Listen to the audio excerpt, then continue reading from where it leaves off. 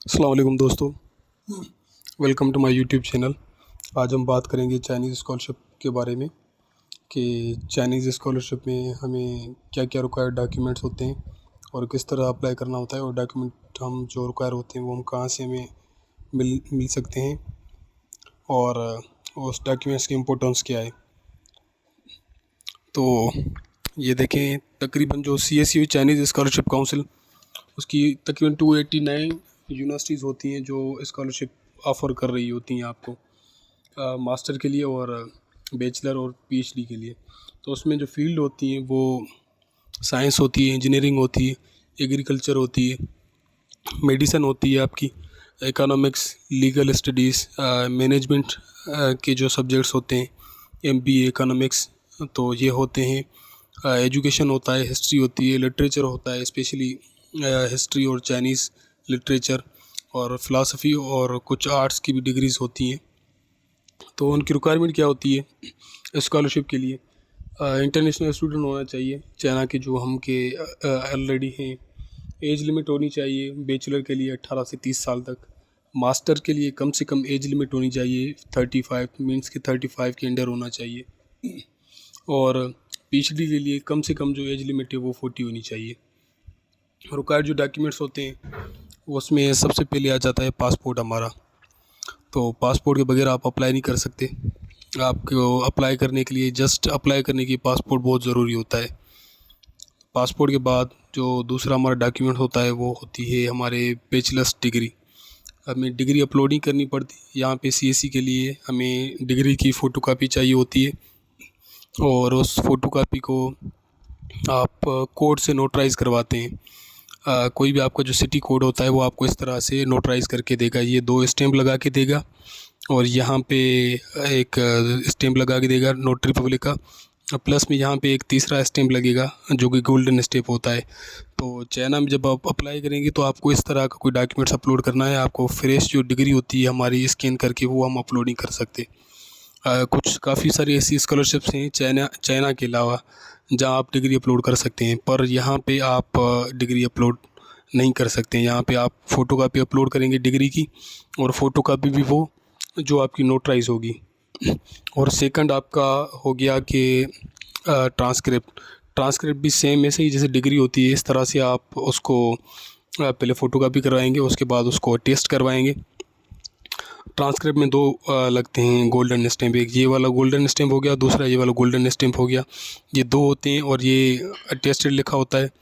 तो ये 2 चीज़ें होती हैं आपके जो डिग्री होती है और ट्रांसक्रिप्ट होती है, उसकी फ़ोटोकॉपी जाती है हमेशा, और फ़ोटोकॉपी नोटराइज होनी चाहिए। इसके अलावा अगर आप वैसे ही अपलोड कर देंगे तो जो आपकी एप्लीकेशन आप फिल करते हैं फॉर्म, वो आपका एक्सेप्ट नहीं होगा, रिजेक्ट हो जाएगा। तो डिग्री और ट्रांसक्रिप्ट की ये रिक्वायरमेंट है, आप इस तरह से अपलोड कर सकते हैं। चौथा आपका हो गया स्टडी प्लान।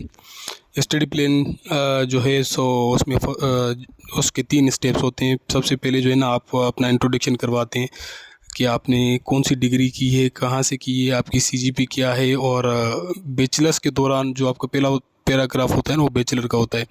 बैचलर में फॉर सपोज अगर आप मास्टर में अप्लाई कर रहे हैं, तो अगर आप बैचलर के लिए अप्लाई करेंगे तो स्टडी प्लान आपको दूसरा बनाना पड़ेगा। ये मेरा मास्टर का है तो मैं मास्टर में अप्लाई करता हूँ, तो यहाँ पे जो मेरी डेटा जाएगी सबसे पहले वो मैं बैचलर की होगी कि बैचलर में मैंने कौन सा सब्जेक्ट पढ़ा है, CGPA क्या है मेरी, और बैचलर के दौरान मैंने क्या क्या सीखा है, कौन कौन से सब्जेक्ट पढ़े, कौन से मेरे मेजर सब्जेक्ट थे, ये सारा कुछ आपने यहाँ पे लिखना है। और सेकंड लाइन में आपने ये लिखना है कि आपकी जो बैचलर की थीसिस थी वो क्या थी, या आपकी जो रिसर्च थी वो क्या थी। अगर वो रिसर्च आपकी थी तो उसकी फाइंडिंग्स क्या थी, आपने वो यहाँ पे मेंशन करनी है कि आपने उस रिसर्च में क्या क्या किया। क्योंकि अगर वो आपकी रिसर्च अगर पब्लिश्ड है तो आप वो भी मेंशन कर दें, जैसे यहाँ पे मैंने लिखा है अपने रिसर्च का टॉपिक, और जर्नल जहाँ पे मेरी रिसर्च पब्लिश है तो वो भी मैंने लिखी है। तो आप इस तरह से लग सकते हैं अगर आपकी रिसर्च पब्लिश है। तो अगर आपकी रिसर्च पब्लिश नहीं है तो आप उस रिसर्च को थोड़ा वाइडली डिफाइन करेंगे कि आपने रिसर्च में क्या क्या फाइंड किया। और सेकंड पे आपका था ग्रेजुएशन के बाद, ये जो पैराग्राफ है, ग्रेजुएशन के बाद आपने क्या किया, आपने कोई जॉब की, आप कोई सर्टिफिकेट कर रहे थे ऑनलाइन, तो वो आपने ज़रूर लिखना है। अगर कि आपका जॉब एक्सपीरियंस है तो must write it in detail.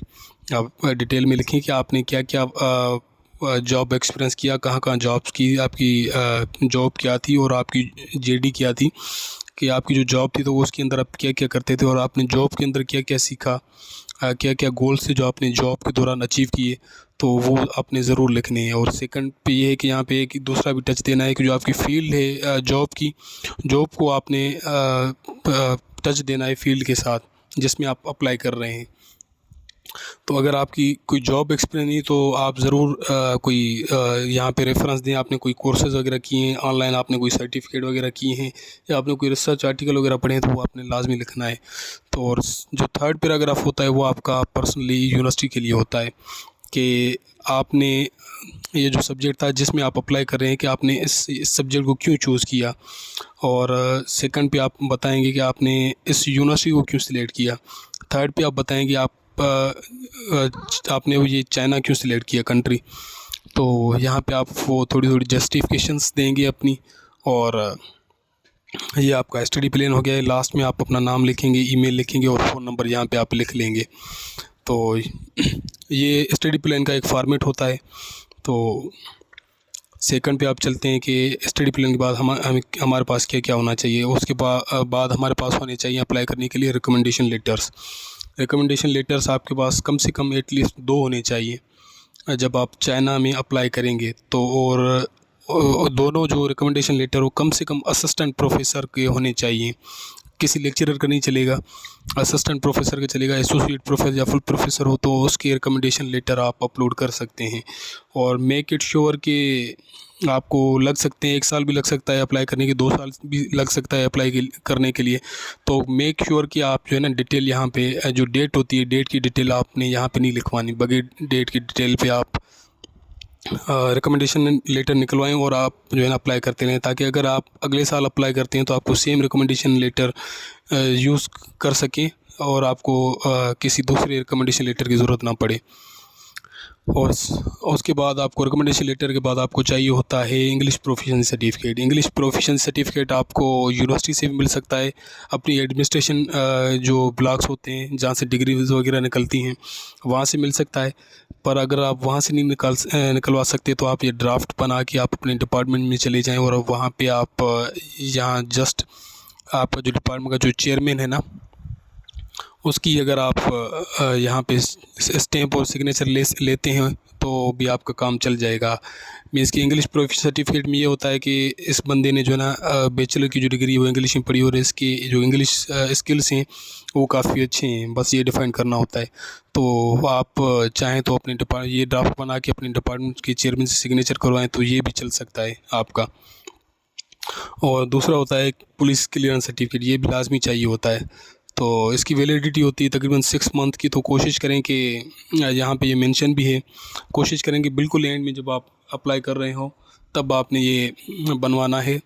और ये लाजमी होता है। यहाँ पे सारी जो भी आपकी डिटेल होती हैं या ये मैंने हाइड की हुई या जो भी आपकी डिटेल होगी वो यहाँ पे आ जाएंगी, इस तरफ ये खुद ही आ जाएंगी। इसका मेथड ये है कि सबसे पहले आप जो है ना फॉर्म लेके जाएंगे एसपी ऑफिस में, जो भी आपकी डिस्ट्रिक्ट की एसपी ऑफिस है आप वहाँ पे फॉर्म लेके जाएंगे। तो वो आपको जो फॉर्म है वो आपको फॉरवर्ड करेंगे, जो आपका जो थाना लगता है स्टेशन हाउस ऑफिसर एसएचओ के पास, एसएचओ से वो आप जो फॉर्म होता है वो आप फॉरवर्ड करवाएंगे। एसएचओ वहाँ पे सिग्नेचर करेगा, वो स्टैंप वगैरह लगाएगा और वही फॉर्म फिर फॉरवर्ड होगा डीएसपी ऑफिस से जब आप फॉरवर्ड करवाएंगे तो वही फॉर्म आप जमा करवाएंगे वापस एसपी ऑफिस में। तो एसपी ऑफिस वाले आपको ये वाला सर्टिफिकेट बना के देंगे, यहाँ पे आपका फ़ोटोग्राफ लगेगा। और उसके बाद जो आपके तो वो मेडिकल फॉर्म होता है, मेडिकल फॉर्म का भी एक फॉर्मेट होता है। तो ये जो भी डॉक्यूमेंट हैं सारे आपको मिल जाएंगे, तो मैं ही आपको प्रोवाइड कर दूँगा। मेडिकल फॉर्म में ये होता है कि आप ये सारी डिटेल्स वगैरह यहाँ पे अपनी फ़िल करेंगे, जो भी होती है यहाँ पे फ़ोटोग्राफ लगता है और ये यहाँ पे कुछ personal detail, name, father name वगैरह, ये वो सारी चीज़ें आपको यहाँ पे लिखनी होती हैं। और यहाँ पे आपका फ़ोटोग्राफ लगता है, ये पेज 1 है। और सेकंड पेज पे ये होता है आपकी हार्ट की साइज़, लंग्स और ये आपके कुछ टेस्ट होते हैं, ये भी आपने यहाँ पे लिखने होते हैं। और यहाँ पे आप ज़रूरी नहीं है सिर्फ सिविल हॉस्पिटल में चले जाएँ, गवर्नमेंट के हॉस्पिटल हो या प्राइवेट के हॉस्पिटल हो, आप किसी भी डॉक्टर से ये फॉर्म जो है ना साइन करवा के आप जस्ट यहाँ पे स्टैंप लगवा दें, आप अपलोड कर सकते हैं। आपका ये फॉर्म वैलिड है। ज़रूरी नहीं है कि आप किसी सर्जन से करवाएं या गवर्नमेंट हॉस्पिटल से कराएं, प्राइवेट हॉस्पिटल से करवाएं। जस्ट सिंपल मेथड ये है कि आप खुद इस फॉर्म को फिल करें। फिल करने के बाद आप डॉक्टर के पास चले जाएं, जिसके बाद स्टैंप हो वो यहाँ पे सिग्नेचर करे और यहाँ पे स्टैंप लगाए, तो आपका ये वैलिड हो जाएगा। और इसके बाद होते हैं सपोर्टिंग डॉक्यूमेंट्स। सपोर्टिंग डॉक्यूमेंट्स में एक्सेप्टेंस लेटर होता है। वो एक्सेप्टेंस लेटर कैसे लेना है हम नेक्स्ट वीडियो में डिस्कस करेंगे इसके बारे में। और ईमेल्स वगैरह कैसे करनी है ये भी आप सारा कुछ जो है ना मैं नेक्स्ट वीडियो में डिस्कस कर लूँगा। और एक्सेप्टेंस के बाद आपका रिज्यूम बहुत इंपॉर्टेंट है। रिज्यूम का फॉर्मेट ज़बरदस्त होना चाहिए, ख़ास तौर पे यूरो फॉर्मेट जो हमारा होता है वो यूज़ होना चाहिए।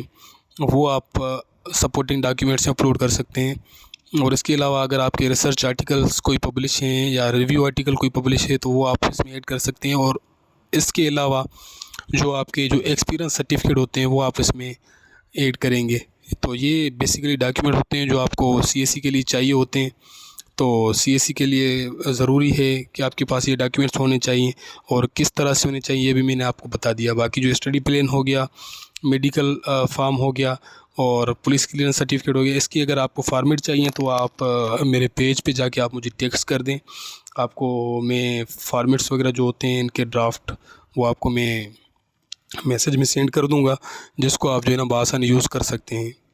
और नेक्स्ट वीडियो की हम डिस्कस करेंगे एक्सेप्टेंस लेटर के बारे में कि हम यूनिवर्सिटीज़ कैसे ढूंढेंगे, कौन कौन सी यूनिवर्सिटीज़ हैं और यूनिवर्सिटी की फ़ैकल्टी कैसे ढूंढने, वहाँ के जो प्रोफेसर्स हैं उनको ईमेल्स वगैरह कैसे करनी है एक्सेप्टेंस लेटर के लिए, एक्सेप्टेंस लेटर का फॉर्मेट क्या होता है, ये सारी चीज़ें हम नेक्स्ट वीडियो में डिस्कस करेंगे। So good luck.